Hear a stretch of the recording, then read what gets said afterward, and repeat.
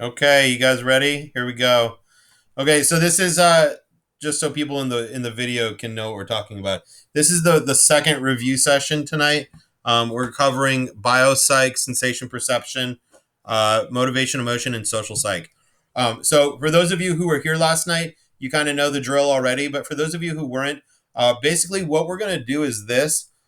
We are going to I'm going to take a look at that poll that you guys did, and the topics that get the most votes, I'm going to hit those first. So it's definitely not going to go in order. That being said, I will kind of follow a general order as I go through this. So it's like we're going to start off with things that maybe have topics that have, like, let's say 9 or 10 votes or something like that from the 11 of you. And then I'll go through all of the ones that have that many votes in biopsych, then sensation perception, then motivation, emotion, and then social psych. So and then so every time we go down a number, we'll kind of start back up with biopsych again and kind of work our way through. So that's how it's going to go. So let's go ahead and take a look.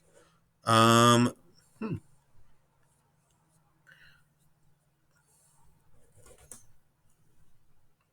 All right. Well, so interestingly, there is no topic that has more than 7 votes. There are a lot of topics that have 7 votes or 6 votes, but no topics that have more than 7, which is interesting because we definitely had topics last night where every single person voted uh, to have it covered, which I guess is pretty good, right? Like that's not a bad thing. That means like you guys at least know some stuff. It means I did something right. Maybe not everything, but that means I did something right. So, all right. So we're going to start with things that have 7 votes, which means that we're going to start off by covering action potential. We might as well just knock it out at the beginning, right? Because it's kind of long. All right. So, action potential. Action potential is part of the primary portion of neurotransmission. Uh, I know, right? Um, uh, it's the primary part of neurotransmission. And basically, action potential is the biochemical process that causes neurotransmitters to be released and then have them float across the synapse and stimulate the next cell and start the whole process again. So here we go. You guys ready? All right. So we start with the cell being at resting potential. So it means that everything is at rest. This is before stimulation. So there are negative potassium ions inside and negative sodium ions outside of the cell here. The initial charge of the cell is negative.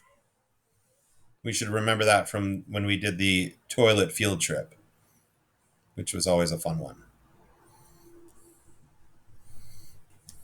Then the cell gets stimulated. It could be stimulation from an outside source. It could be neurotransmitters passing from another cell to it.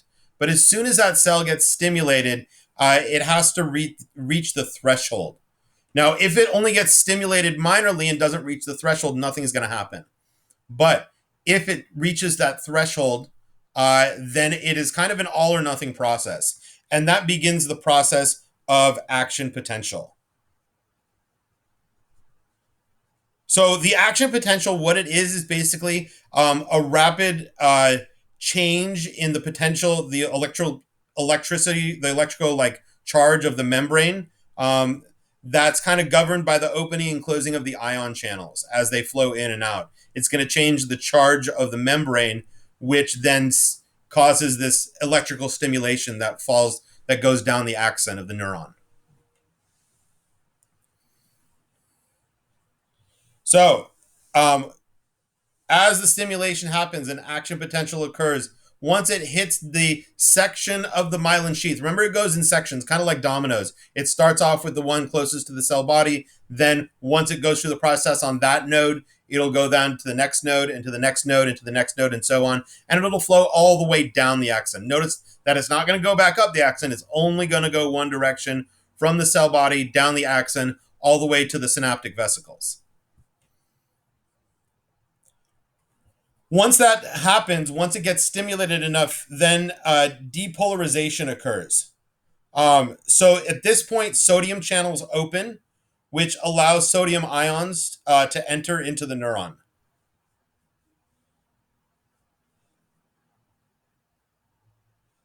This increase in ions depolarizes the potential of the membrane. So it basically makes it less negative, closer to a positive charge. And when in that node, that depolarization reaches the threshold of that node, it stimulates the next node too. So that's what kind of causes that chain reaction. And when that occurs, a whole bunch of sodium ions rush into the cell and the membrane becomes very, very positive. Everyone good so far? I'm trying to go slowly and kind of like in a very step-by-step fashion, but please stop me if you need me to repeat anything.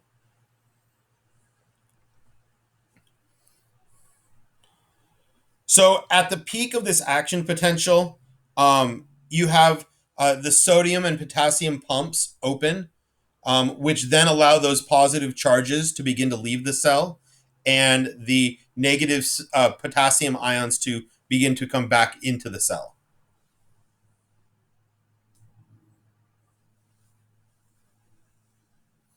So as we hit repolarization, in which the charge changes back to negative, then you have the potassium channels are open to their maximum portion, and more potassium ions can go in, which takes the charge to a more negative charge, takes the membrane to a more negative charge, ultimately bringing it back down to resting potential.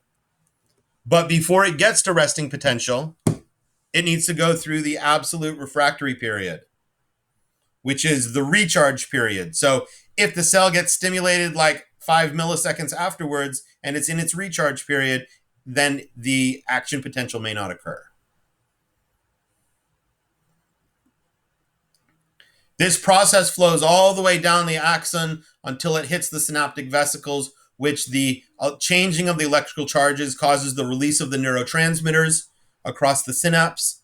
And as soon as that happens, then those neurotransmitters find the receptor sites in the next dendrites. And when those neurotransmitters hit those receptor sites, it stimulates the next cell and it starts action potential in the next cell. And this is neural communication.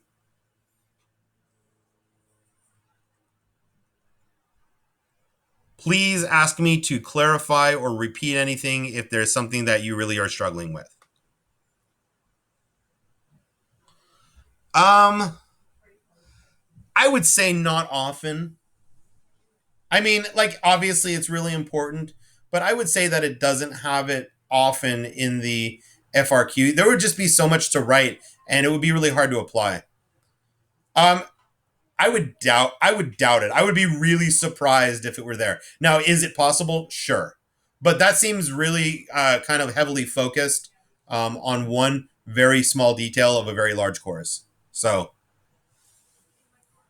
my guess is that there may be questions about like depolarization or repolarization or, you know, each of those nodes of Ranvier or something like that. That could be possible. Or you might have a part of the neuron be part of, like a bullet point on an FRQ. But I don't think you're going to have a full FRQ question being like, tell me all the steps of action potential. I would be really shocked if you did. All right. Any other questions with this? I'm glad you guys had me knock this out at the beginning. It's one of the ones that takes me the longest to describe. All right, so let's keep going.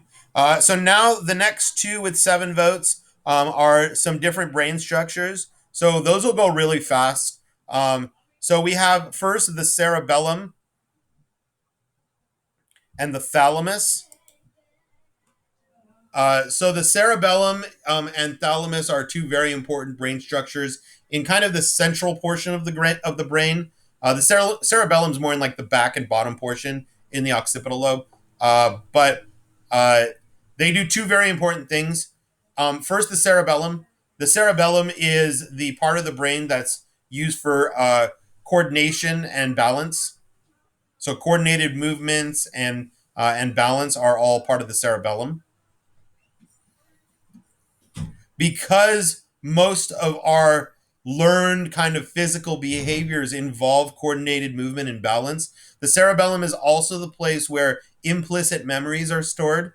So that's like muscle memory, a memory of how to balance when you're walking that you learn when you're 1 years old.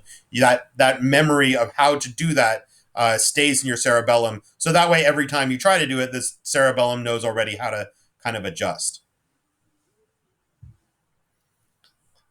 The thalamus is in the central portion of the brain, and the thalamus is the train station of the brain. It is the part of the brain which receives all the messages from the different areas from the body, the internal organs, sensory neurons, motor, and so on, and sends them to the proper spot within the brain.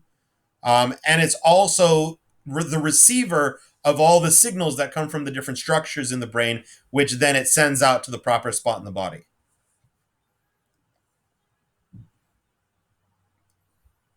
There is only one sense or two senses really that bypass the thalamus, um, and and that is smell and taste.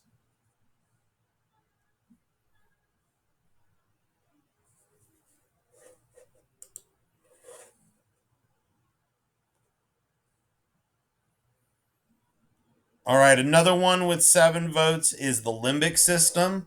So the limbic system is the emotional part of our brain. It's where all of the things connected to emotions are all processed. There are 3 really distinct brain structures in the limbic system. By the way, again, if you need me to slow down or you need me to repeat something or clarify something, please, by all means, ask, okay? But the limbic system has 3 parts. One is the hippocampus. The hippocampus is the part of the brain connected to factual memory.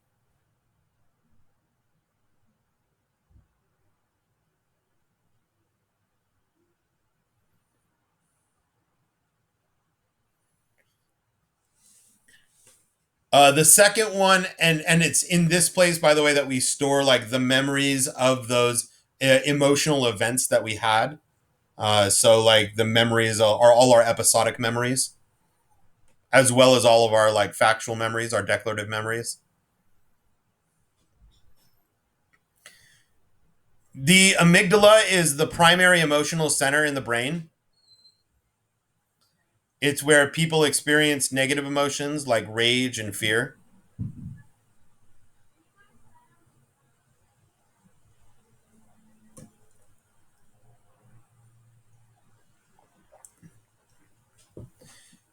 And then there's the hypothalamus. And the hypothalamus is instrumental in the body maintaining homeostasis. So the hypothalamus governs the endocrine system.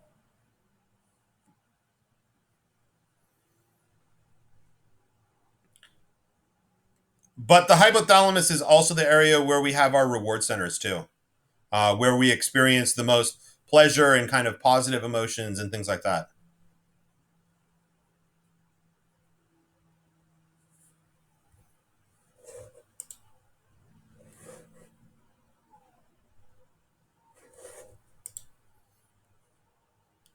Are you guys have any questions about these all these different brain structures? I mean, they're fairly straightforward. It helps the body maintain homeostasis, and so to do that, it governs the endocrine system. You're welcome.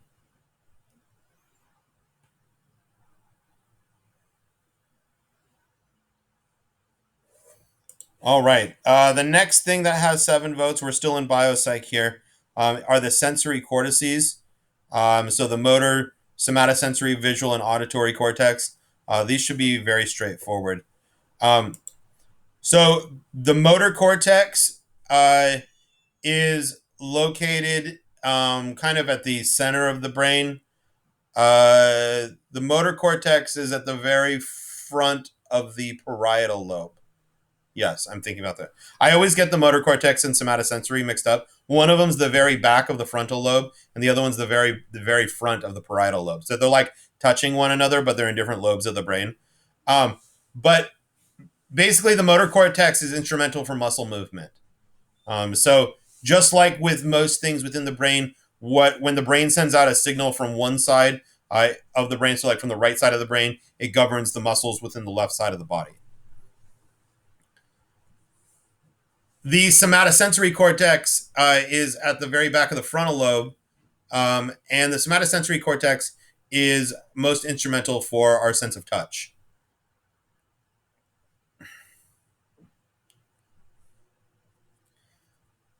The amount of neurons that are necessary to govern our sensitivity shows us that for limbs and organs within our body that are more sensitive, there are more neurons in the somatosensory cortex devoted to it, showing that basically this is why it's sensitive, because then as we experience those sensations, more of those neurons become activated, experiencing a more intense version of touch.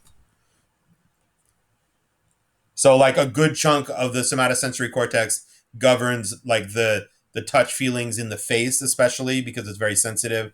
Also, things like our big toes and our thumbs, just parts of our body that are more sensitive than others. But our torso has a lot less too.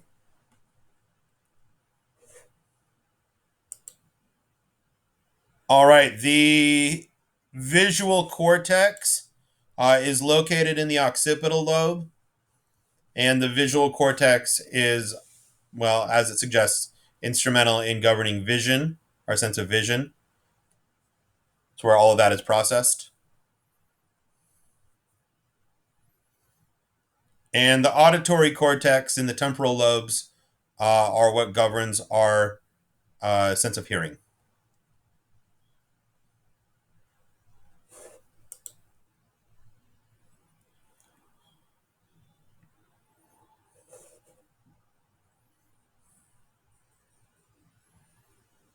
All right. Any questions about that, you guys?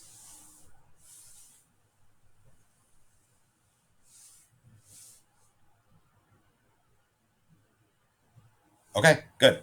All right. So in that case, the next thing that we have, it's the last 7-vote thing in biopsych, is neurogenesis. We talked very, very briefly about neurogenesis, but it is a topic that sometimes gets covered. Neurogenesis is when the formation of new brain cells, which we see primarily during prenatal development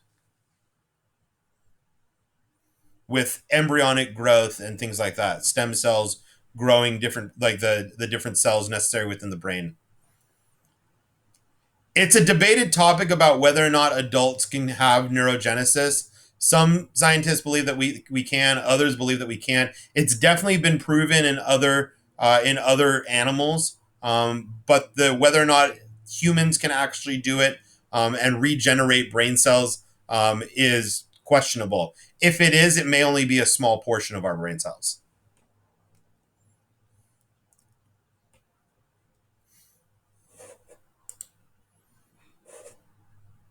All right, any questions here? All right, we're going to move out of biopsych and into sensation perception. There's only one topic that got 7 votes, and that is Gestalt psychology. Uh, so I don't know if I'm going to be able to show pictures, but I'll try to describe them as best as possible. Gestalt psychology is a really old form of psychology. It was an old German form of psychology that came out like during the early schools with psychoanalysis and the other early schools, the 3 early schools of psych. But it's centered around the ideas of how we perceive and how our brain automatically creates groups. So it's unconscious grouping. One of the main concepts of Gestalt psych is the figure ground relationship,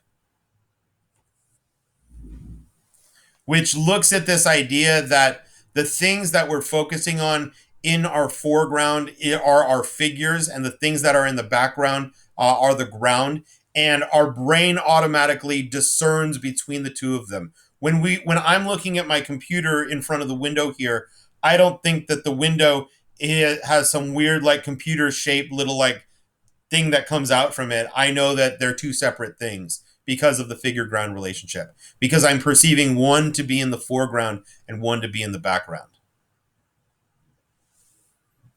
And so my brain is grouping the difference between the two.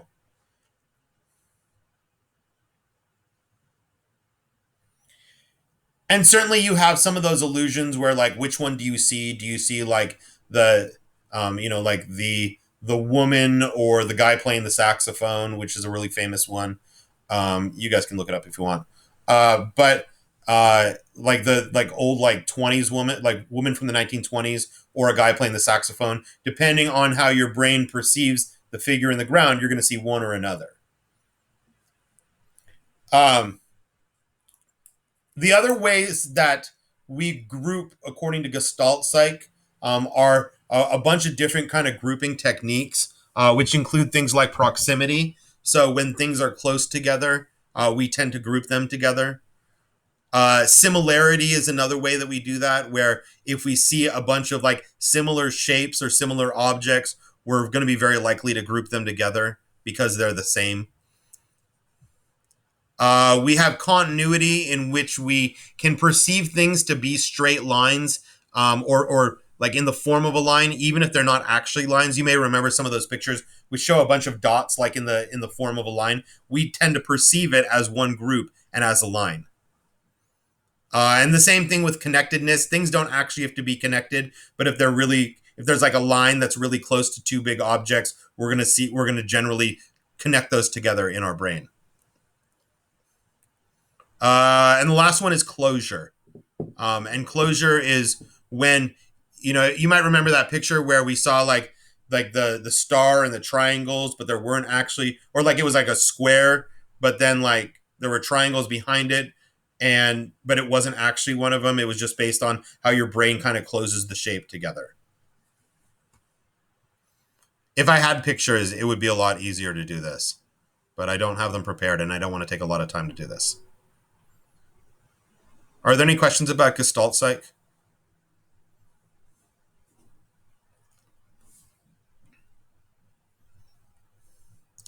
Yeah, connectedness would be something like, um here, I'm going to try to be creative here.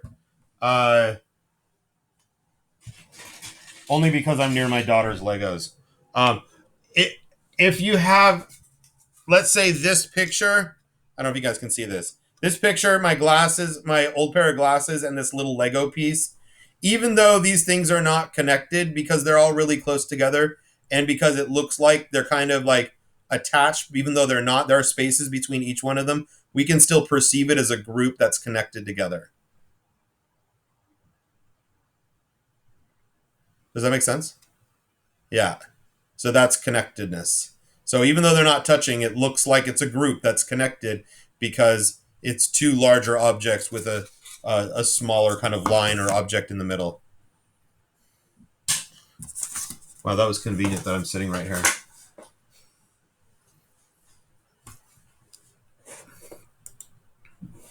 All right. Okay, so now we're going to talk about the theories of emotion, because both the primary and secondary theories all got covered. So we're going to cover it all right here. And there's nothing in social psych with 7 votes. So, all right, primary theories of emotion. So when we look at our theories of emotion, basically, and you're welcome, obviously. When we look at our theories of emotion, especially the primary ones, we have 4 distinct things that occur or that can occur in this, and it just depends on which order does it happen.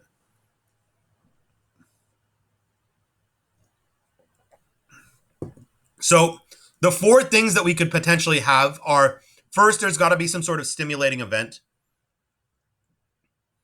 Whether real or imagined, it's got to be a stimulating event.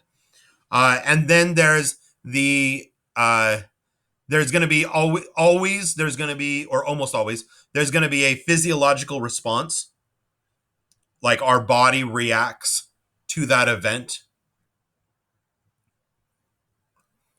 In many cases, though not all, there's going to be some sort of interpretation or subjective feeling or cognitive appraisal, all of that is essentially just an interpretation. Each theory just calls it like a slightly different thing, but it's the same idea. And then finally, there's always going to be some sort of emotional response. This will be a verbal or visual response. The question is, what order do these things happen? And that's the difference in these four primary theories of emotion. That's literally only the difference is in what order do these things occur. So we have the James Lange theory, which looks like James Lang, except Lange was German. It's not the third step, Isaac, but it's like some sort of interpretation. It's just these are four things that can happen, and then each theory, things happen in different orders, basically. So, but it's an interpretation or cognitive appraisal or subjective feeling or something like that. But it's all basically an interpretation of what's taking place. It's where someone decides that I'm angry or I'm sad or I'm happy or whatever. So with James Lange, every one of these ones always starts with a stimulating event. That's always got to be the thing that initiates it. People don't just feel an emotion out of nowhere. Even if they're just thinking about something, that can be the stimulating event.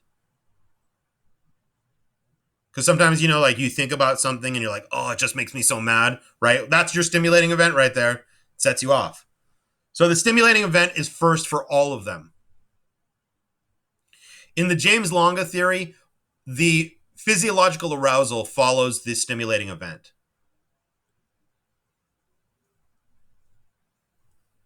Then you have your interpretation. And then your emotional response.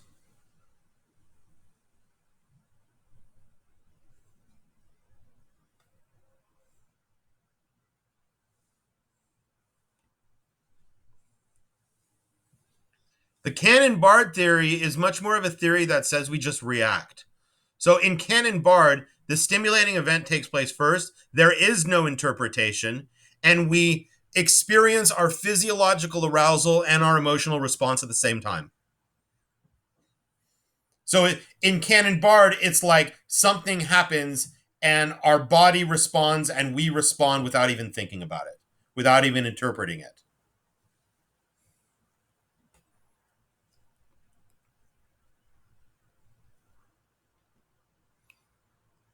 The Schachter-Singer theory of emotion, which hopefully you remember, it's called the Schachter two-factor, right? Because it rhymes. It's a good mnemonic, right?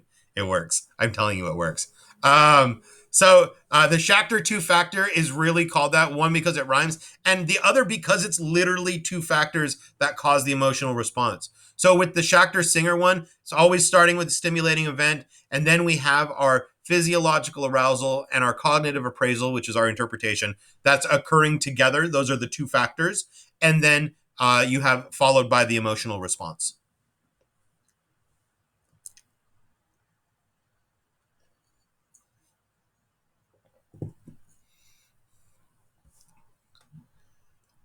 And then finally, we have the Lazarus theory. And the Lazarus theory is the one that says our interpretation comes first. So the event happens, we interpret it. And once we interpret it, we have our physiological arousal and then our emotional response.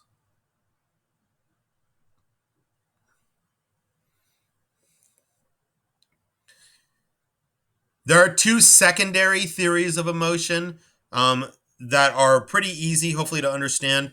The first is the Zajonc-Ledoux, which basically says that in certain situations, we don't have any of those things. We just literally only have an emotional response. Mostly when we experience fear.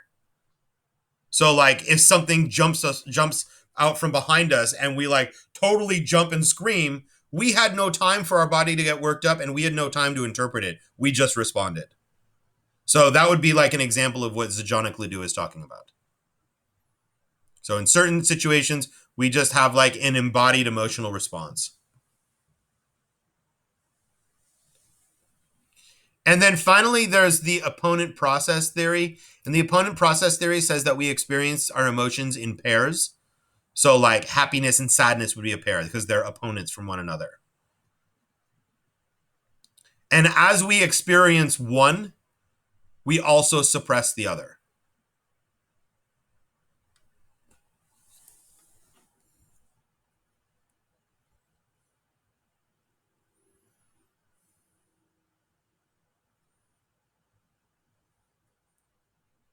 All right.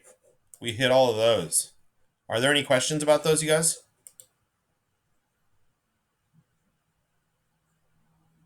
No, you're good? Okay. All right. That's everything with 7 votes. So out of our 11, those were all the 7 vote topics. So there was a lot of them, but we kind of moved through them fairly quickly. So now we're going to go through the ones with 6 votes. So we're going to go back to biopsych and hit like 4 more topics.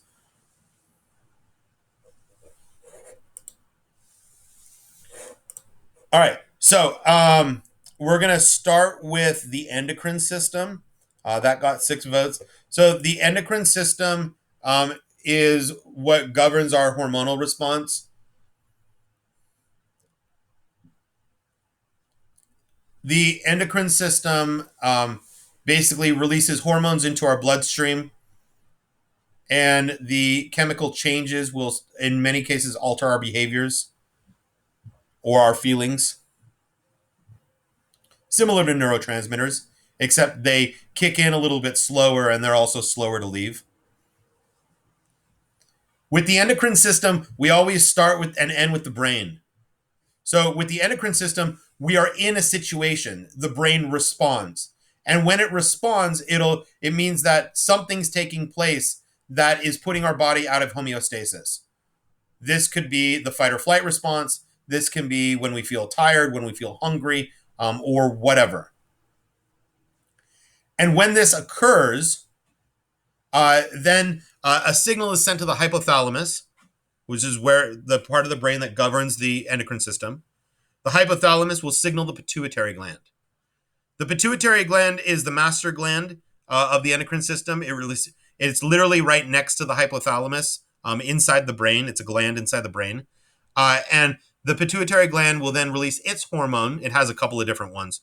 Will release its hormone into the bloodstream, which then activate the various glands throughout the body. Those glands are then activated by that hormone. And when that takes place, then those glands will release their own hormones.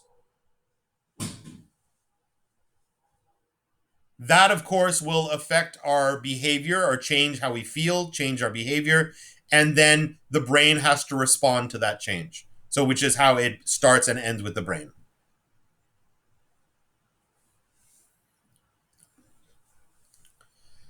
Some of the glands that you should know include the pituitary gland. There were some glands I didn't cover in the endocrine system lecture, but covered them at other points throughout the year. So another one would be the pineal gland. The pineal gland is the one that's instrumental in releasing melatonin, which makes us feel tired and helps us sleep.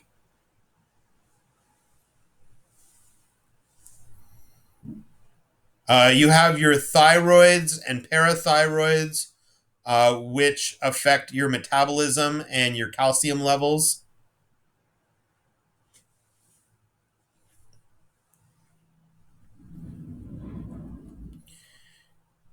You have your adrenal glands, along with the neurotransmitters, help initiate and maintain the body during fight or flight response.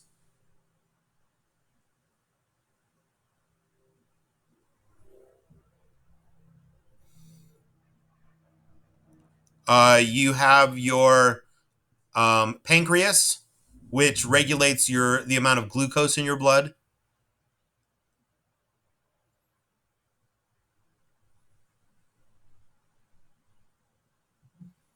You have your stomach, which regulates the amount of food and the level of hunger and satiety that we feel. Satiation, I think that's the word.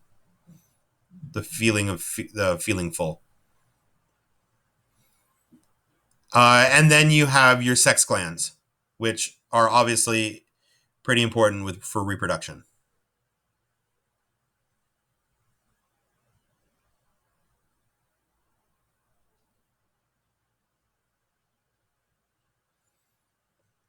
All right. Any questions about the endocrine system?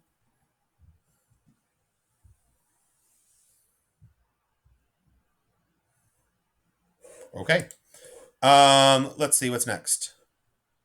Okay, some more parts of the brain. We're going to hit the oldest part of the brain right now, which is the brain stem. So we're going to talk about the medulla, the reticular formation, and the pons.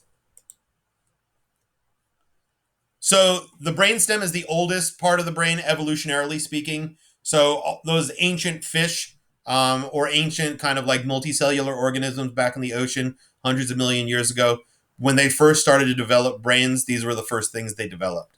So you have the medulla, and for these things, it's pretty instrumental and important for maintaining just the like the mortality of an organism.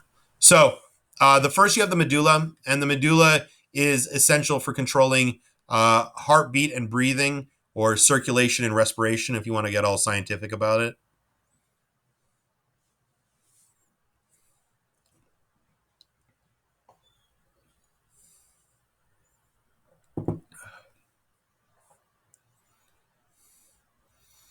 Uh, the reticular formation is instrumental in us feeling either like awake and alert or asleep as well. It helps with us being conscious and aware and alert. Obviously, all of these things are important for survival. And then the pons controls very basic movement, particularly movements of the muscles of the face, which would be obviously important when you're trying to either breathe or eat.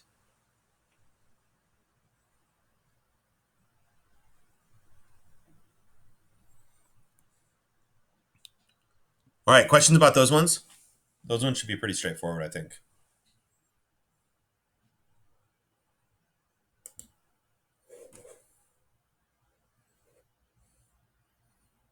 Okay. A lot of people wanted me to talk about the four lobes of the brain, and then the last one from this unit will be agonist versus antagonist drugs. The four lobes of the brain, pretty straightforward. You've got your frontal lobe, and that's in the front of the brain, just behind the forehead. Um, the association areas of the frontal lobe are probably the most well known, the prefrontal cortex, and that controls like judgment and consequence, as well as planning and organization.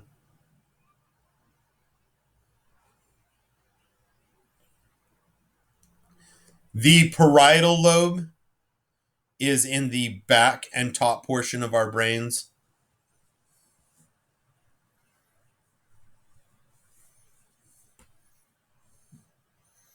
The parietal lobes association areas are good for.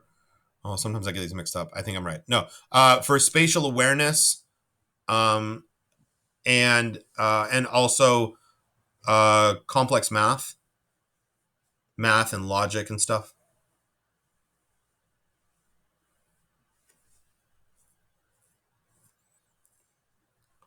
The occipital lobe is in the back and bottom portion of our brain, and the occipital lobe, because it's primarily used for vision, the association areas there work to serve as feature detection.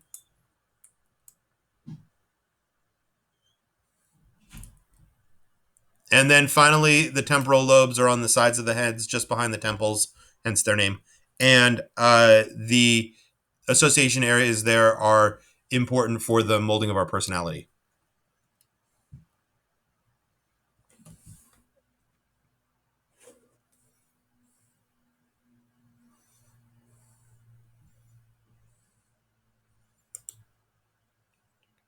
All right. Any questions there? And the last one with 6 votes in biopsych are agonist versus antagonist drugs. So agonist antagonist drugs work in two kind of very different ways. I'm going to talk, rather than talk about like narcotic drugs or drugs of abuse for this, I'm going to actually mention drugs that are used in biomedical therapy, because I think they do a really good job of explaining how the antagonist or agonist process works. So antagonist drugs are drugs that block or limit the reaction of neurotransmitters. So, like in the case of antipsychotic medication, which to stop the hallucinations of schizophrenia, what it will do is it'll block some of the receptor sites for dopamine, meaning that there's less dopamine reactions that are taking place in the brain because the overabundance of dopamine reactions in the brain is the primary cause of hallucinations. So by blocking some of those receptors, it allows for less dopamine to kind of flow through the system. In some cases, has to block it completely, which is, not so pleasant for the individual, but certainly it's, risk reward type of thing. But in doing so, it limits the reaction of dopamine. Agonist drugs are drugs that increase the amount of reactions for a neurotransmitter. So the example I'm going to use here are SSRIs, which are the antidepressant drugs. SSRIs, or selective serotonin reuptake inhibitors, are a perfect example of how agonist drugs work. And what they do is they block the reuptake process for serotonin, causing more and more serotonin reactions and more serotonin molecules to bind themselves with receptor sites, which causes the reactions over and over and over again. Therefore, increasing a person's mood because serotonin is the neurotransmitter linked to mood.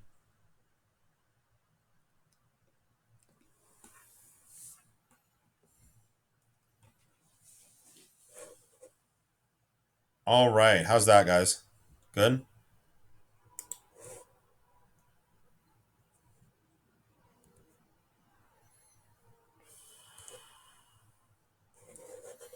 Okay. All right. We have 3 topics in sensation and perception that got 6 votes. So we'll hit each one on its own. The first are monocular cues. Monocular cues are ways that we perceive depth at far distance. It's called monocular because each eye can do this independent of the other.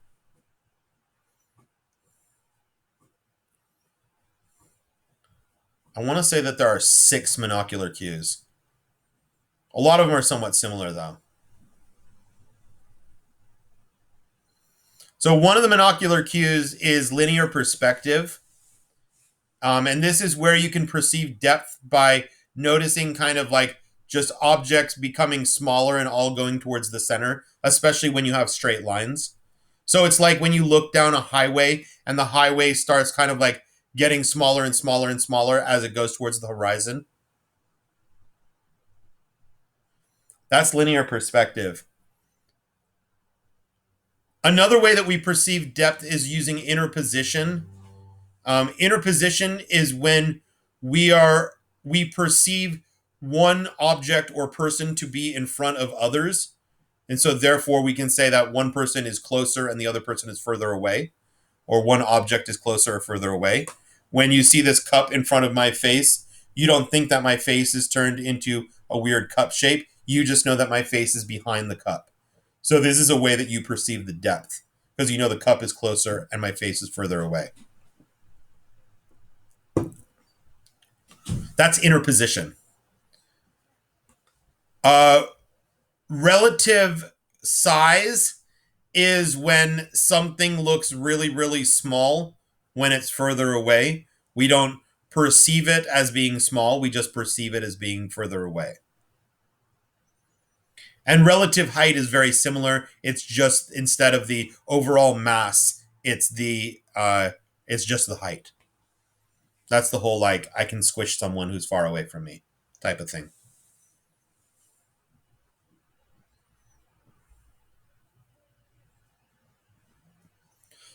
Relative clarity are where things in front of us look more clear, and where things further away look more unfocused.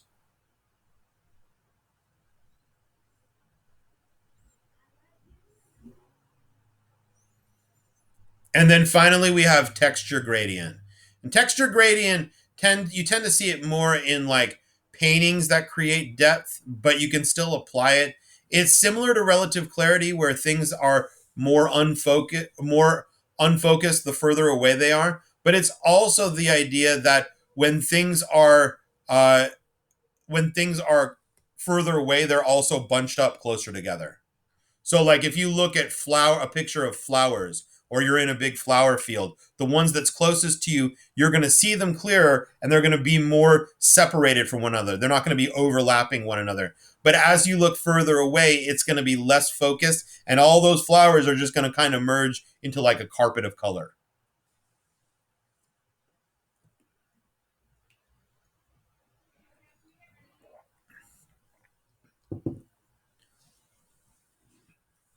All right, those are monocular cues. Are there questions about monocular cues?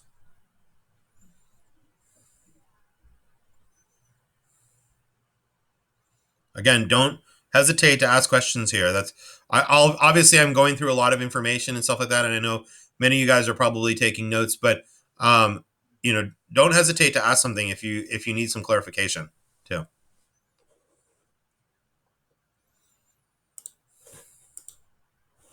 All right.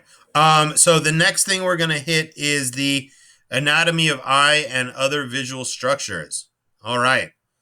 This is kind of a bigger one, though I have the process of vision being kind of separate from it.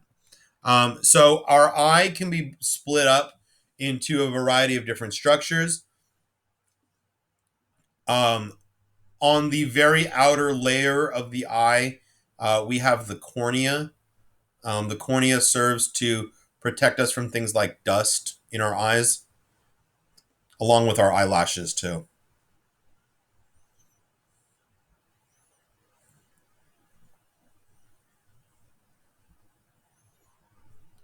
Behind the cornea is the lens. Or actually, no, the lens is a little further behind. We'll do the iris and the pupil next. The pupil is the central part of the eye that takes in the light. When it's darker, our pupils are bigger; they're more dilated to allow more light to get in. And when it's brighter out, they are smaller; they contract in order to allow less light to get in, so we don't blind ourselves. The muscle that controls the pupil, or that opening for the for light, is the iris, and that's the colored part of the eye.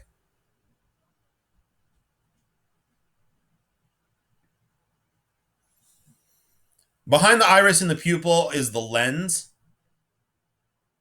The lens takes in all those different light particles and projects them upside down, but our brain will flip it right backside up. But it will flip it upside down and project that image onto the retina.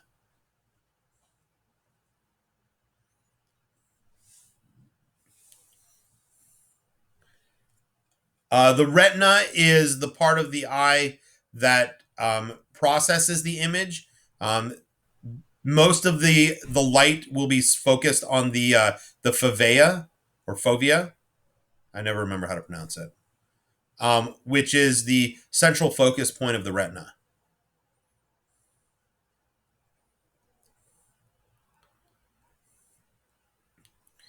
In the retina, you have the rods and cones. These are our photoreceptors. These are what is where transduction takes place, where that light energy hits those rods and cones or the photoreceptors. They get stimulated by the light energy, and then therefore start that neural process. Within the retina, then you have the bipolar cells and the ganglion cells as well, which are two just sets of cells that those neural impulses pass through before it hits the optic nerve. The optic nerve is the bundle of nerves that exit the back of the eye and will take that neural impulse into the brain.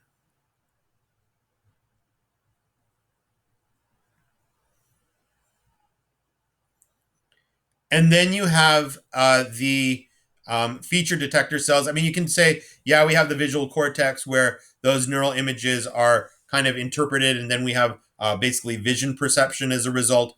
Obviously, the signals got to go to the thalamus first, but also in connected to the visual cortex and the occipital lobe are the feature detector cells, which allow us to recognize key characteristics of things that we've seen before, so that we can understand what they are.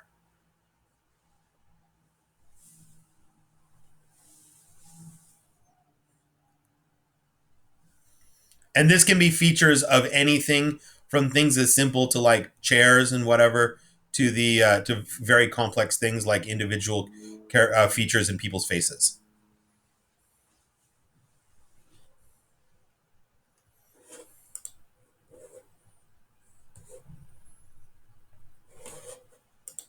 All right, and the third thing that got 6 votes in sensation perception are the two theories of pitch perception. So what we're talking about here is we're talking about frequency and place theory.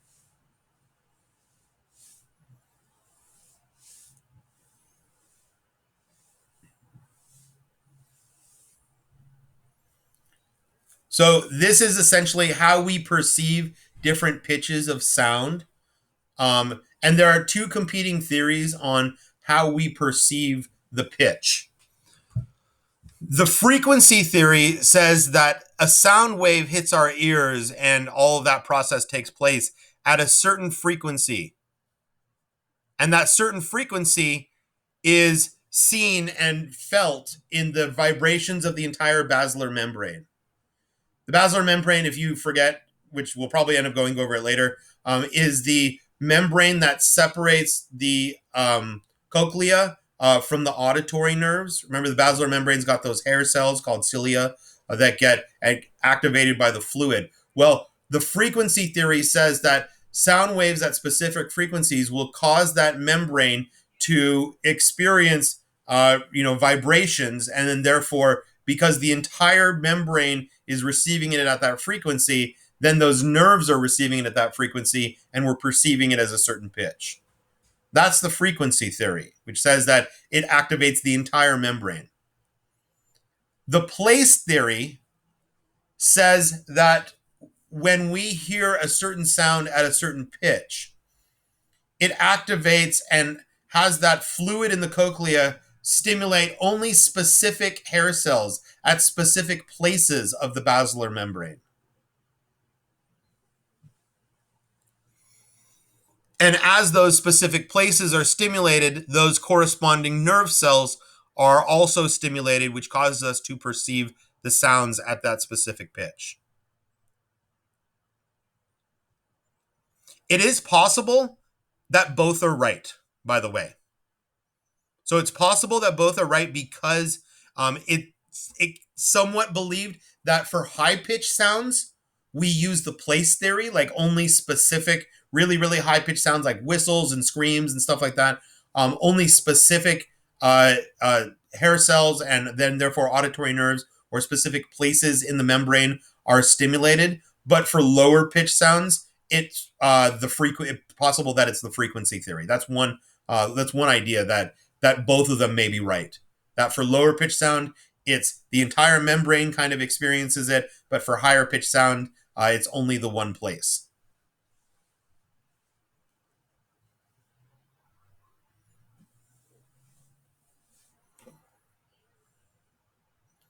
All right, that's a good one to cover. I struggle sometimes with pitch perception. So, all right, any questions about that? Okay. In motivation and emotion, there was only one thing that got 6 votes, and that has to do with stress, and that's the general adaptation syndrome. So, the general adaptation syndrome was a theory developed by a guy named Hans Selye. I'll write that in the chat. Um, in which he said that the body goes through 3 distinct phases as we experience a stress reaction. The first phase of the general adaptation syndrome is alarm. And that's where epinephrine is kind of kicking in the fight or flight response.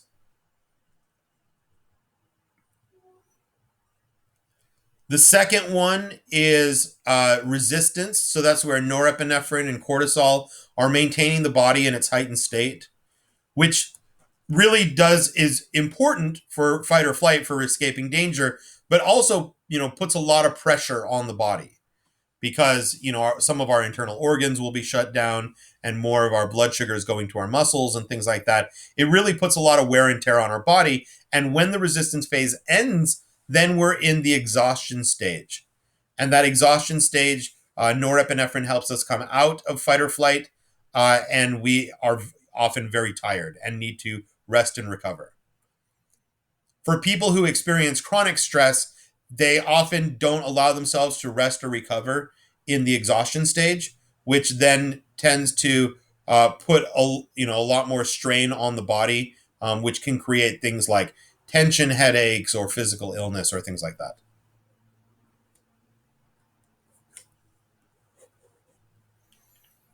All right, you guys have any questions about that?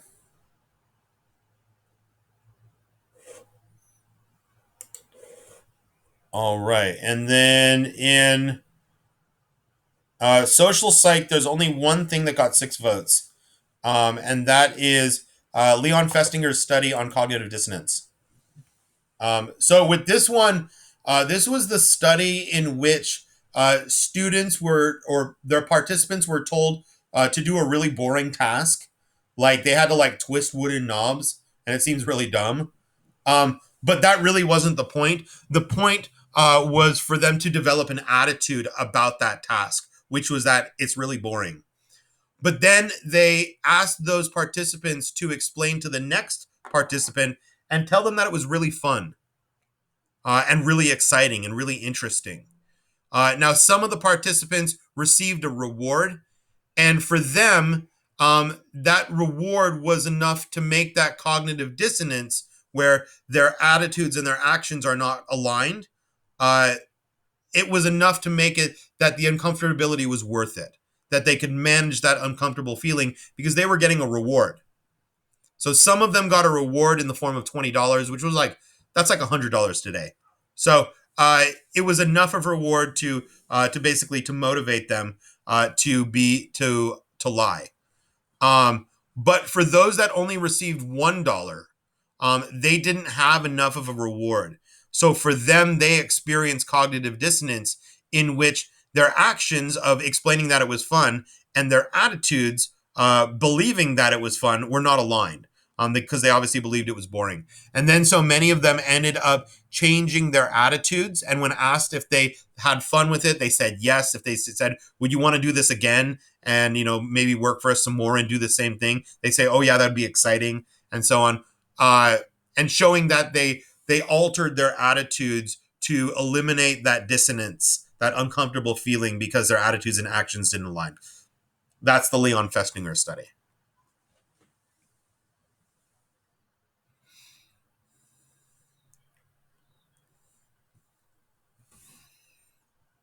All right. You guys have any questions here? Any comments?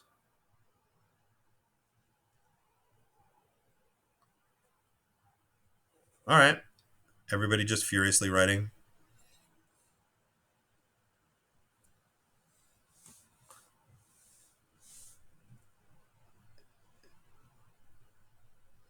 Oh, Vivian, we do it so much. Um, in conformity, we experience cognitive dissonance, right?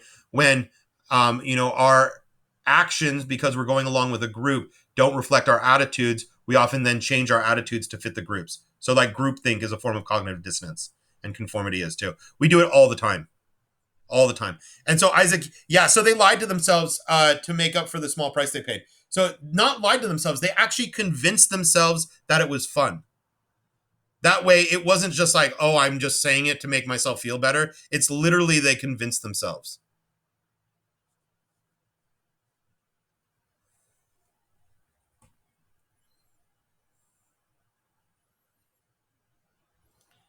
All right. So now we are going to hit the ones with 5 votes. So we're going to go back to biopsych, and there's a few of them with 5 votes. So we're going to go through them relatively quickly. Okay, so the first one with 5 votes in biopsych is neurotransmission and reuptake. So obviously this goes along with action potential. When action potential gets all the way down to the synaptic vesicles, it releases the neurotransmitters. Those neurotransmitters go across that microscopic gap that we call the synapse or the synaptic gap. They do this electrically. That's firing occurs electrically, and they bind themselves to the receptor sites of the dendrite of the next neuron. In doing so, they stimulate the cell of the next neuron, which, as it passes the threshold, will then initiate action potential in that next one.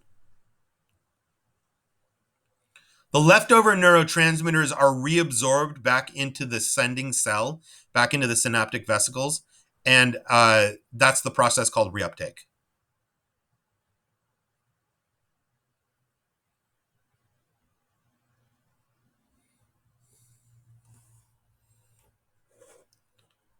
Questions here?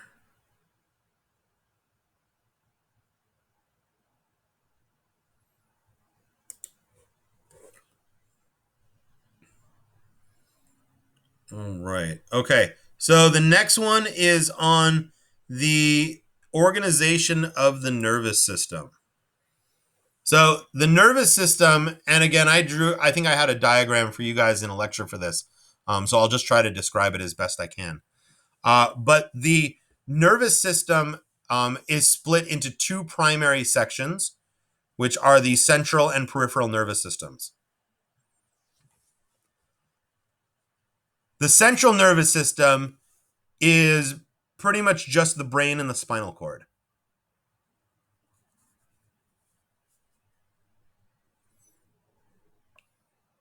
By the way, spinal cord, really good for reflex response, just so you know. The peripheral nervous system is the rest of the body and how the nervous system then controls and regulates the rest of the body.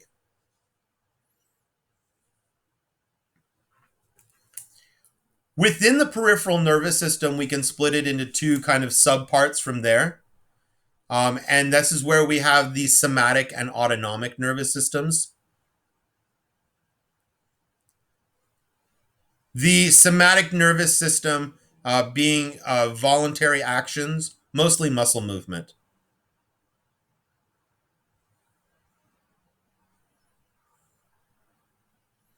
And the autonomic nervous system being those automatic kind of non-controlled reactions. So that's more like things like digestion and circulation of blood and respiration of air. The workings and the controlling of our internal organs.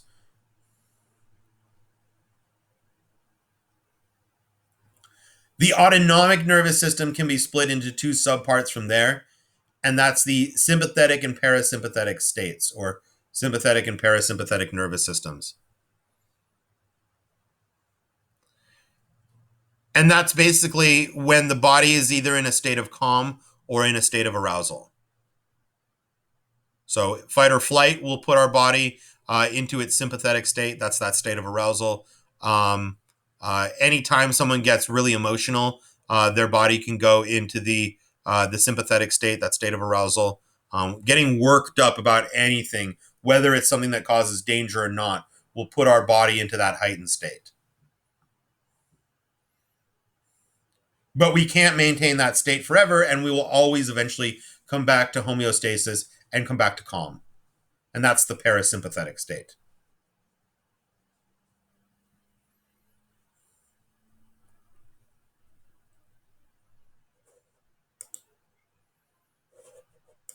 All right, questions about that? That's the nervous system.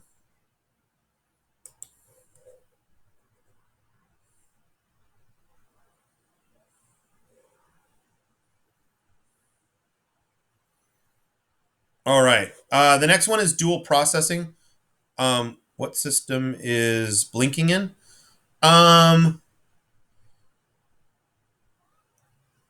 So blinking is one of those ones that it's muscle movement, but it's also like necessary just in general. So it depends on how it's used. If we're choosing to blink, then obviously that's going to be somatic.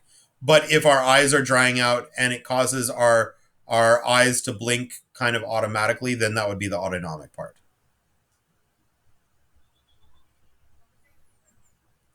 So I mean, you can even do the same thing with respiration, right? You could hold your breath temporarily, and you can use the somatic nervous system to stop respiration. But then the autonomic service system will always kick in because you'll always need to breathe.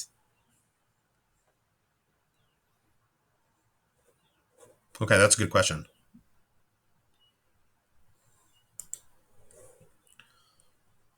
All right, the next one is dual processing.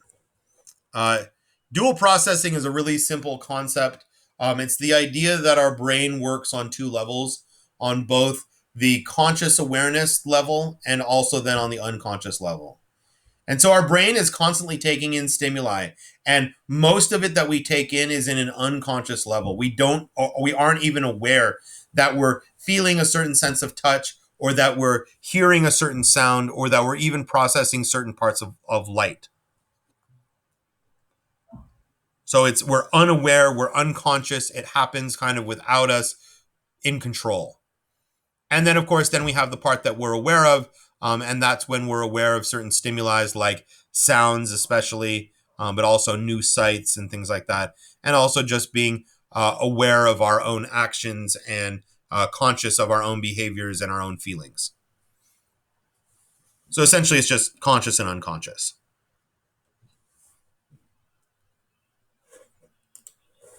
All right, let's keep going. The next two are about sleep.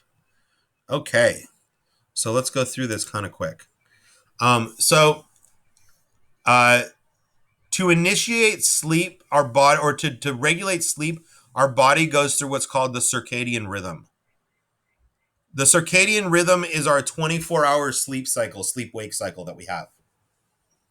And it's regulated heavily by the amount of light that hits our eyes.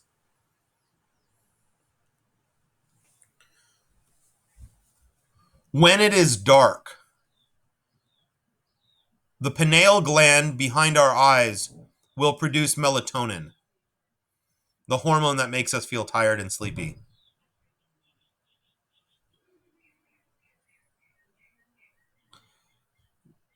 However, when light hits our eyes, it stimulates a part of the retina called the suprachiasmatic nucleus. I just always call it the SCN, but it's the suprachiasmatic nucleus. That structure of the eye sends a signal to the pineal gland and shuts down the production of melatonin. Without that hormone flowing through our system, then we don't feel as tired and we begin to feel alert. Then our reticular formation will kick in and we'll begin to feel alert and aware.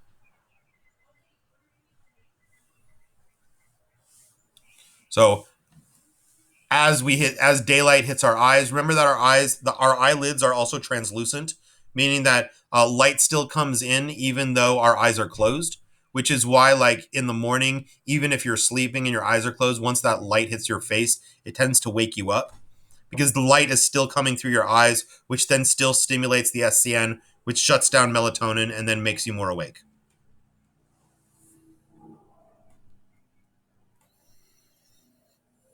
Our sleep cycles go in stages, and each type of stages are reflected in a different kind of like brainwave pattern that you could read on an EEG.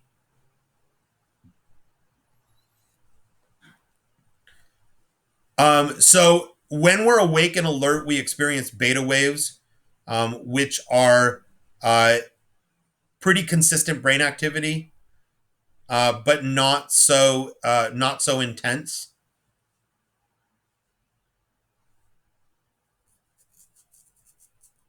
And this is important because REM, the part in which we experience dreams, we experience very similar waves to the beta waves of being alert and awake.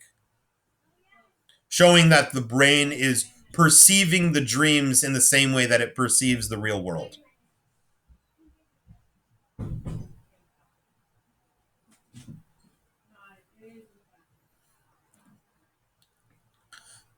Once we go into sleep, there are certain characteristics that we see in the different stages of sleep. In stage one of sleep, when we're just kind of drifting or falling to sleep, we experience hypnagogic sensations, which are like feelings of floating or falling. I think that's why it's called like falling asleep or floating, drifting off to sleep. It's those hypnagogic sensations.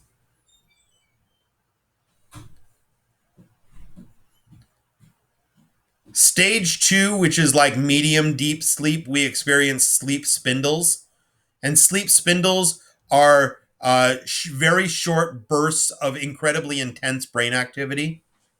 So as our brain falls into deeper and deeper sleep, we experience those short bursts of very intense activity.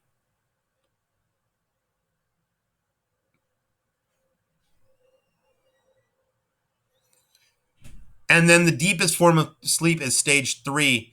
And stage three, we experience delta waves, which are very, very slow brain activity, but also very, very intense.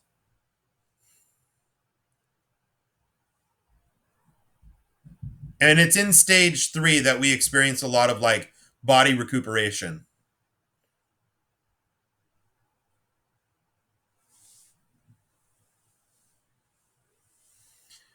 From there, we go back up the stages. We then go to stage two again, and then we go into REM, in which we experience a dream.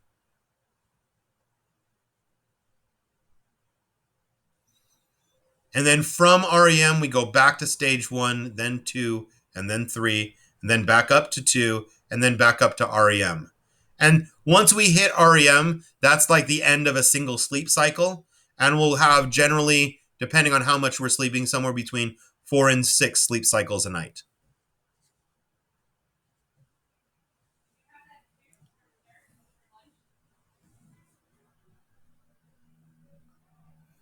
Yeah, so basically it's 1, 2, 3, 2, REM, 1, 2, 3, 2, REM, 1, 2, 3, and so on. It's basically kind of like going down the chain and then back up it.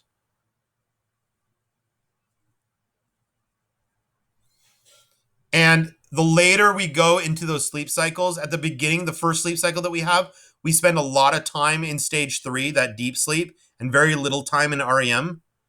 And by the end of the night, we're not even getting to stage three in some cases, but we'll spend a long time in REM. You're welcome. So this is why the last dream that we have of the night usually feels the most vivid, because it's the longest, and also it's the closest to when you wake up and are aware of what you were dreaming about.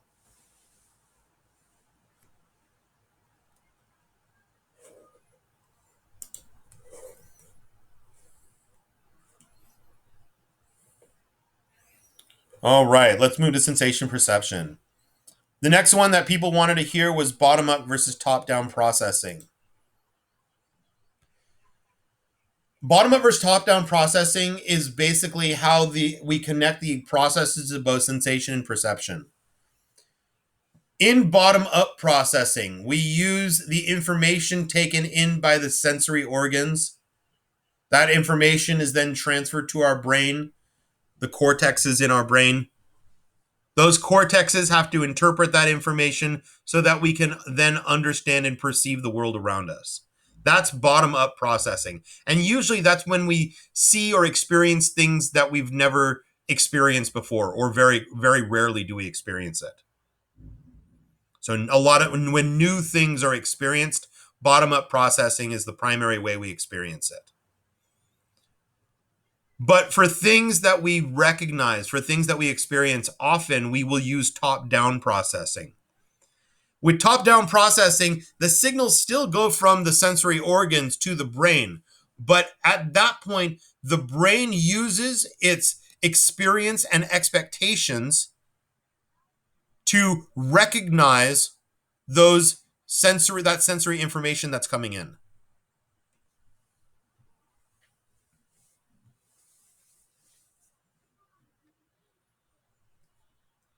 So for that one, it's your brain already expects what's going to occur based on previous experience.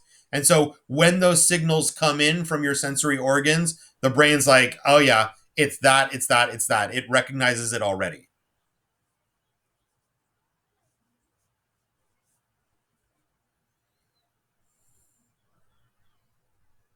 All right. Any questions here, you guys?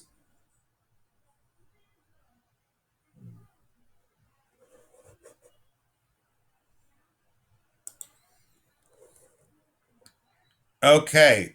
The next one that got 5 votes in sensation perception, and there's quite a few of them, is the perceptual sets. Perceptual sets are basically when we are perceiving a single moment of time, our brain creates a perceptual set. It's everything we're seeing, it's everything we're hearing, it's everything we're smelling, tasting, and touching. This includes things like the temperature of the air, too, by the way. All of that is our perceptual sets. And our perceptual sets are generally exactly as we experience them. However, perceptual sets can also be affected by things like expectation,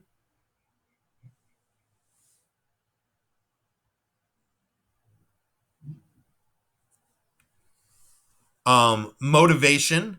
So if you're motivated to like see something in a certain way, because your job depends on it. If you like are trying to perceive something in a certain way, or if your connection with others depends on how you kind of view these things. Your motivation can cause your perceptual set to be altered than it would be normally. And then even context effects. So, like the picture where we saw the two basketball players, and one looked really short and the other looked really tall, but both of them were just really tall. Because in context, the really, really tall guy was the tall one and the other one was short. But neither of them were next to anyone that was like normal height.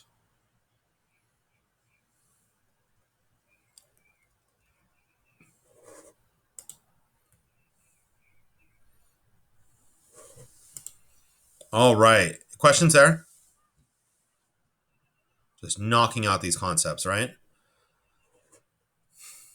All right. The next one is binocular cues. Binocular cues are the ways that we perceive depth at close distances. So for this one, there are two binocular cues that we tend to use. One is retinal disparity, and retinal disparity is the idea that each eye takes in a slightly different image, and you can even test that out if you kind of like close one eye and then close the other, and close one eye and close the other, and so on. You can see the image shift. But we're able to perceive depth at close distances when our brain combines those two images together. And it's how we interpret those two images kind of merging together that allows for it. The other one is binocular convergence. And binocular convergence is when we're looking at something very close to us, right in front of our face, our eyes will turn inward, will become cross-eyed essentially. And when that happens, the muscle movement of those muscles that control where the eye is looking at, when they become kind of turned inward like that, it sends a signal to our brain to know that what we're looking at is really close.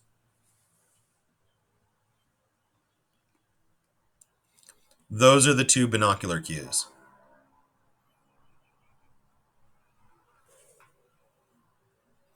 It can be. Depends on your point of view. It does give you a headache after a while.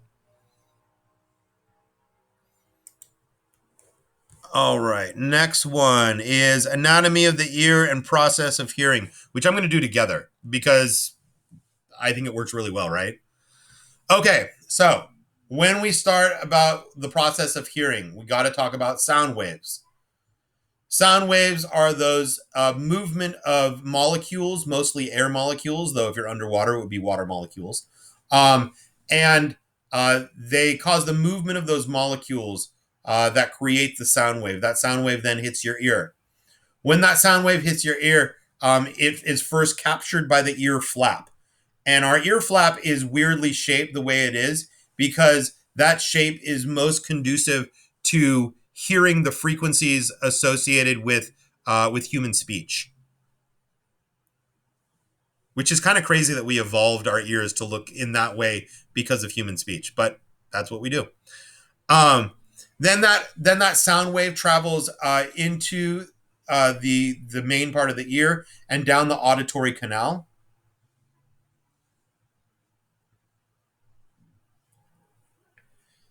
And that sound wave causes the vibration of the tympanic membrane, which you would know as your eardrum.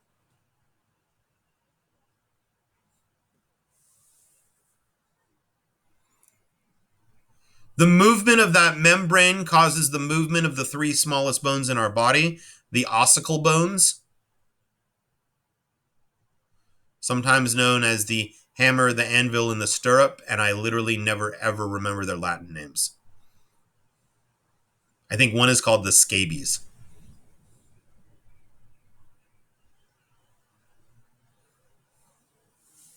The movement of that ossicle bone causes movement in the oval window of the cochlea. It's kind of that's the entrance to the cochlea,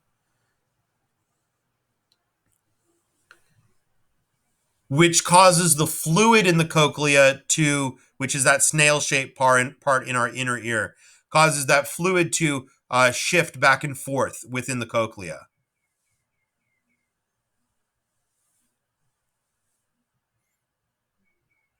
Inside the cochlea are hair cells, referred to as cilia, starting with a C. So Cillia. Cilia, those get stimulated by the fluid within the cochlea. Those cilia are attached to the basilar membrane.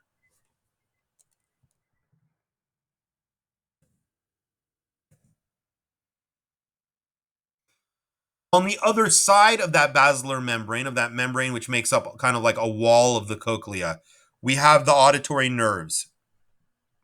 Each hair cell has a corresponding nerve that's kind of like on the other side. So imagine there's kind of like a wall, and on one side you have a hair, and directly on the other side of that wall is the nerve. Those nerve cells wrap together to form the auditory nerve.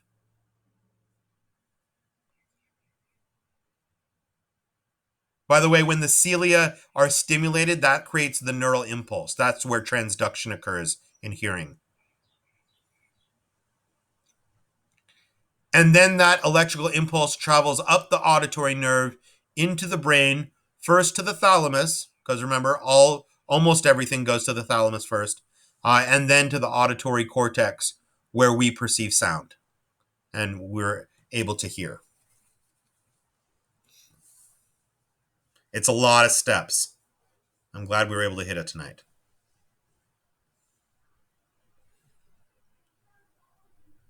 All right, questions here, you guys?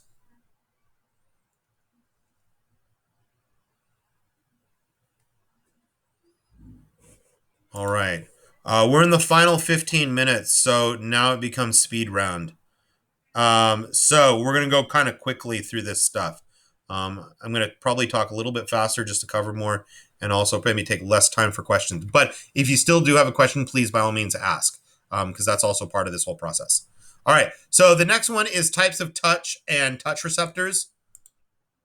There are three primary touch receptors that experience three different types of touch. One are our pressure receptors, which, depending on the intensity of the touch, it can be like a light tap or a punch to the face. We have our thermoreceptors, which is how we experience different temperatures on our skin. Air temperature, obviously, all the time, but if we like spilled boiling water on our skin, certainly those thermoreceptors would be going crazy. And then we have what's called the nociceptors, which are essentially our pain receptors. And that specifically has a lot to do with sharpness.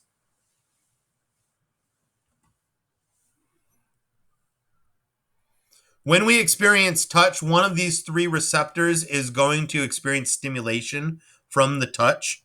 It can be really light stimulation, like feeling air, or it can be really intense stimulation, like being punched or stabbed.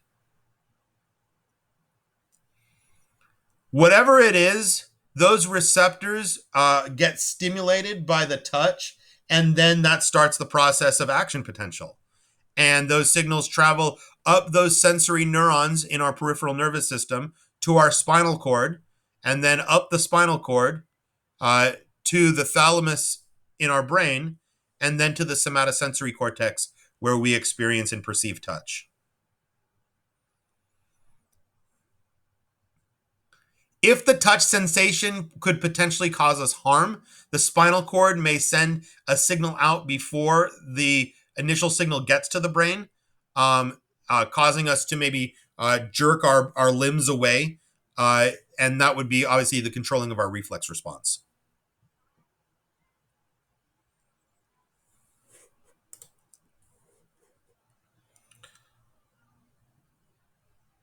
All right. The gate control theory is a theory about how we perceive pain.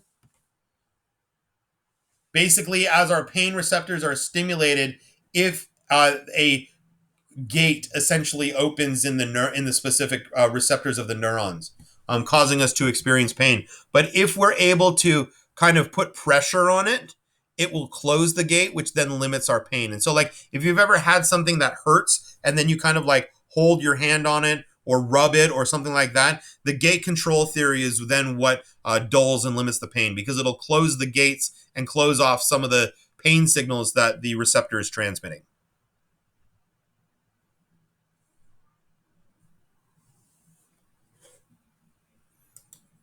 All right, questions there?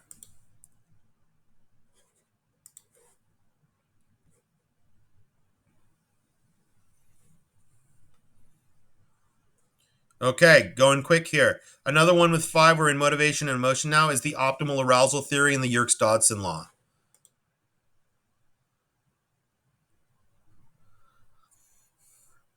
All right, the optimal arousal theory basically says that we're motivated to be to satisfy our curiosities, to be at a certain level of arousal or kind of alertness towards a certain task as we're doing it. But the Yerkes-Dodson law says that the amount of arousal that we experience will affect our performance.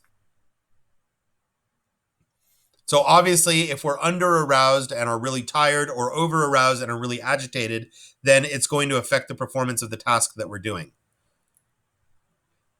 With complex tasks, you need less arousal in order to get to that peak performance, because your brain is already aroused by the complexity of the task, which we saw that today in the Kahoot.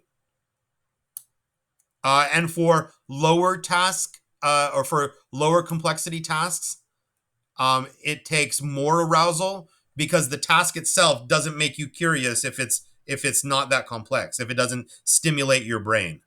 So it needs more. You have to be motivated to have more arousal or more kind of curiosity and alertness in order to get peak performance in low complexity tasks. Questions there? All right, conflict scenarios, and then primary and secondary appraisals of stress are the next ones we're going to hit. So conflict scenarios include, these are like the approach, avoidance, and so on. So an approach conflict is when you have to choose between two potentially good outcomes. Do I go on a date with my significant other, or do I hang out with my friends? Approach right there. Avoidance are when both potential outcomes are bad and you have to choose one. Do I choose to do my chores or finish my homework? An approach avoidance scenario is when you don't know whether the outcome will be either good or bad. Do I go out on a date with that person? It could be really good or it could really suck. And then you have the double approach avoidance. And that's where you have to choose between two things. And for each choice, you don't know if the outcome is going to be good or bad. Do I choose to go to that party with my friends? I might have a good time, but my long distance relationship significant other is going to be kind of mad at me. Or do I stay home and FaceTime with that person for a couple hours? Obviously, I'll develop a deeper connection with them, but my friends will be kind of annoyed that I didn't hang out with them. Would be double approach avoidance. Because again, with both choices, it could be good, could be bad. Primary and secondary appraisals have to do with when we experience stress. When we experience some sort of stressor, we experience the primary appraisal, which is, do we feel stressed or not? And then if the answer to that question is yes, we then experience a secondary or a cognitive appraisal, which is, what do I do about it? How do I deal with it?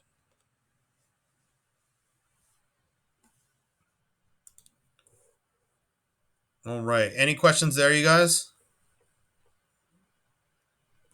Okay, we finished all the ones with 5 votes. I'm going to try to hit some of the ones with 4 votes, but I'm going to go really fast here. There actually surprisingly aren't a whole lot of biopsych with 4 votes. There's the neurons, so you need to know the parts of the neuron for sure. The axon is the long tail. It's the sending part of the neuron. The dendrite are the little tree branches out of the cell body. They're the receiving part of the neuron during neurotransmission. You have the cell body, which is the main kind of nucleus of the cell, which provides nourishment to the cell. You have the myelin sheath, which surrounds the axon, and it's a layer of fat, and it causes neurotransmission and action potential to occur more quickly because fat is a good conductor of electricity. Within the axon, you have the nodes of Ranvier. Each of those are those nodes that experiences different action potential, and it's the location of those sodium-potassium pumps. And then you have the synaptic vesicles on the terminal branches of the axon. So when the axon gets to its end, it splits into a bunch of branches. And then at the end of those things, you have the synaptic vesicles, which are the parts that release the neurotransmitters.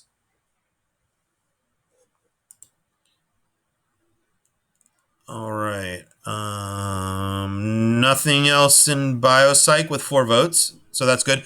One thing that not a lot of people voted for, but I just want to bring up is neurotransmitters.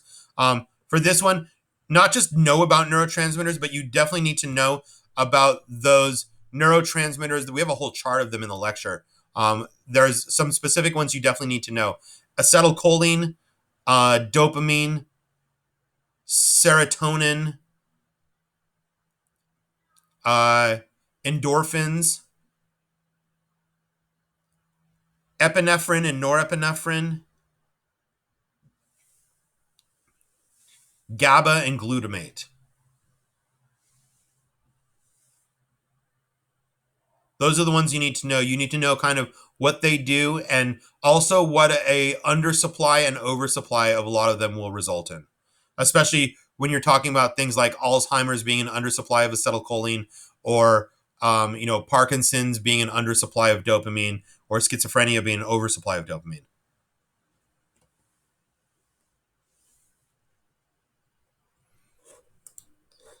All right, we'll go down to some of the ones in sensation perception with 4. There are a lot of them, so we're going to go kind of really fast. There's selective attention, which says that we focus on the things that are right in front of us, which means that we experience inattentional blindness to those things that we aren't focusing on. And that sometimes causes us to experience the cocktail party effect, which is where we can hear perfectly and perceive perfectly the sounds within that thing that we're focusing on, but everything else is just kind of like white noise behind it.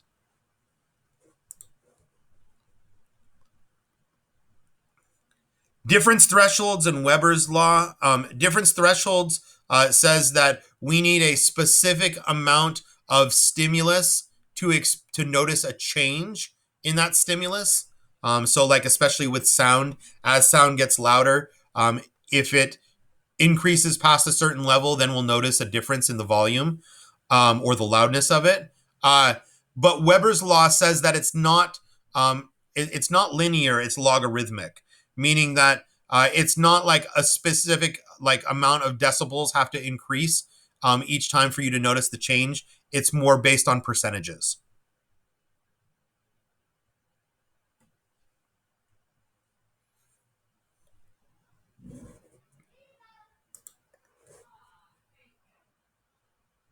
Sensory interaction is the idea that our senses will work together to cause them to be better. A good example of this is vision and hearing. If you read subtitles, it creates an expectation in your brain. This lowers your absolute thresholds for sound, and it allows you to actually hear better. Or another example being the interaction between our gustatory sense and our olfactory sense, taste and smell, for us to perceive taste. Smell is like 70% of our taste perception. All right. Perceptual constancy is this idea that we can look at something at a certain angle, and then we could move and see it at a different angle. And even though our eyes are taking in a different image because it's a different set of light that's hitting our eyes, our brain still knows it's the same shape, or it's the same size, or it's the same color, or the same amount of brightness. So even though our eyes are taking in different amounts of light or different types of light to show that it's like a different shape, we still perceive it to be the same because of that perceptual constancy.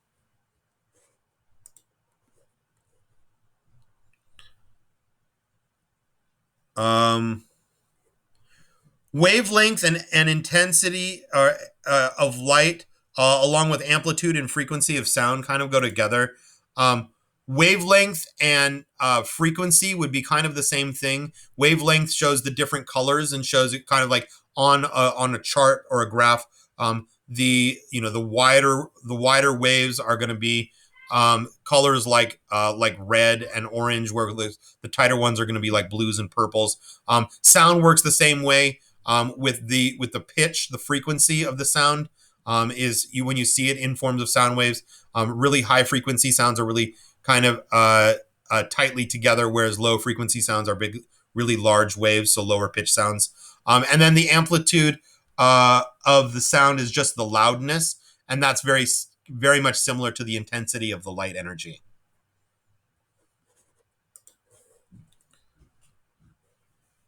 All right. I went through the process of touch already when I did touch receptors, so I'll skip that. The facial feedback effect says that when we when we move our face, or when we mimic somebody's face that's being moved and we move it to mimic their own, the changing of the muscle movement creates a sense of classical conditioning in our brain. And so, when we smile a lot, our brain is classically conditioned for that when our muscles are in those places to feel happy. And so, basically, the facial feedback effect says that we can change our facial expressions, and it will then, in turn, change our emotional states.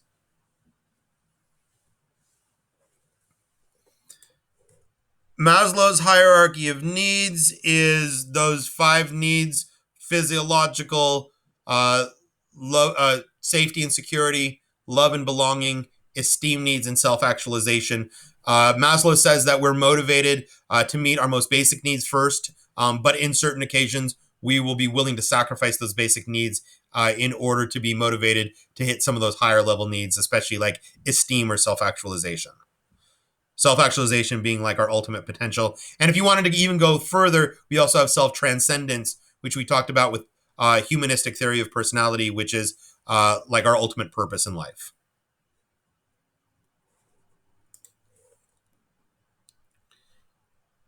Stressors and stress reactions. Stressors are those things that basically make us feel stressed, and how we respond to it is our stress reactions. It can result in either distress, bad stress, or eustress, which is good ones, which help improve us. It challenges us and makes us better. We can have large scale stressors like catastrophes, and also small scale stressors like hassles.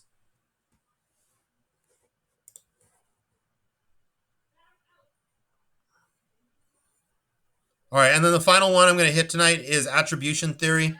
And attribution theory is basically how we interpret actions of an individual, whether it's our own or whether it's others.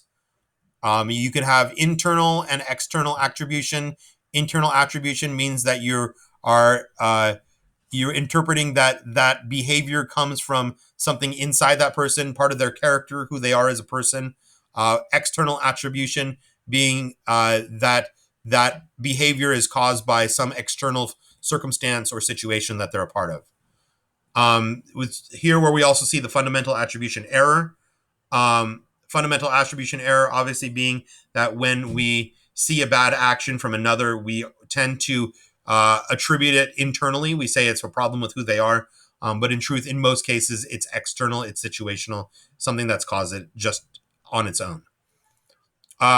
From there, part of the fundamental attribution error is seen in the actor observer bias, because when we look at others, we do that fundamental attribution error, but when we look at ourselves, it's the reverse, obviously. When we look at bad actions of our own, it's never our fault.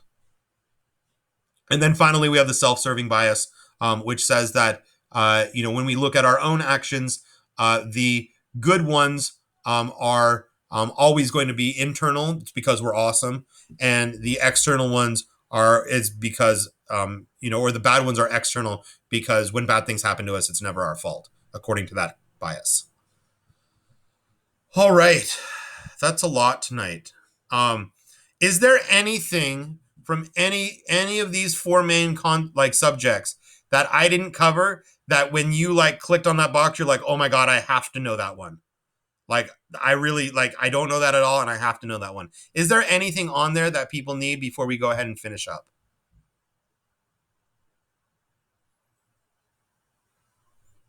Obviously, I want to do the ones with most votes first, but I always know that there's something that somebody might need that maybe didn't get a lot of votes.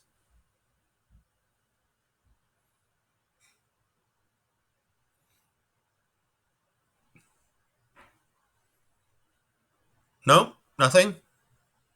Okay. That's totally fine. All right. In that case,